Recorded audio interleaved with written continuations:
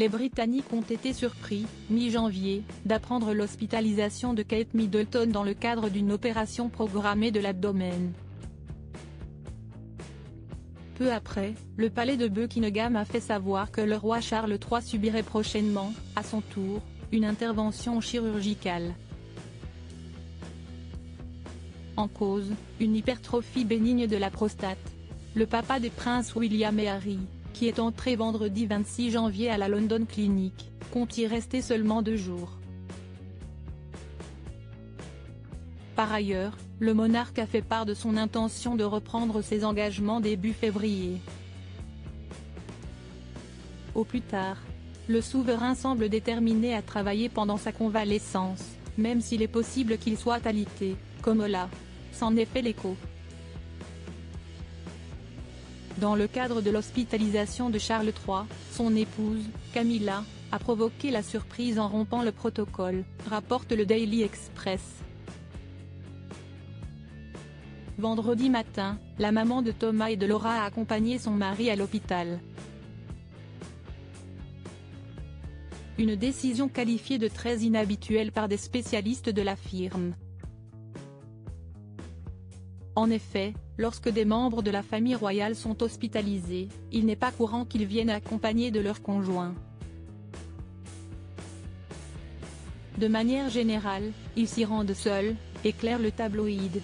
Le roi Charles III et Camilla, les 40 photos qui ont marqué leur histoire d'amour. Le temps ont changé. Chris Shipp, rédacteur en chef de la chaîne britannique ITV, s'est exprimé à ce sujet sur le réseau social X, ex-Twitter.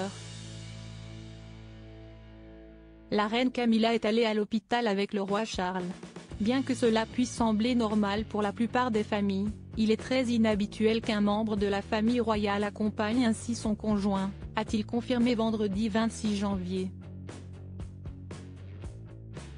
La défunte reine et le prince Philippe se rendaient toujours seuls à l'hôpital.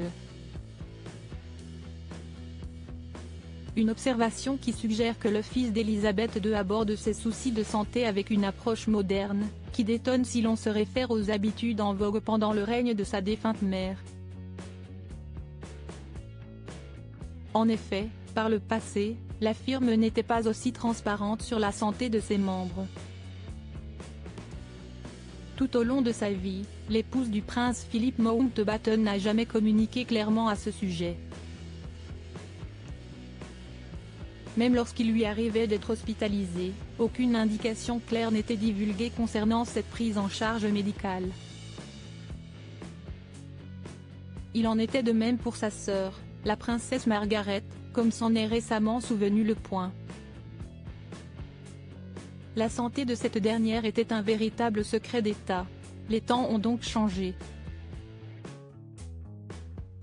Article écrit en collaboration avec 6 médias. Crédit Photo, agence.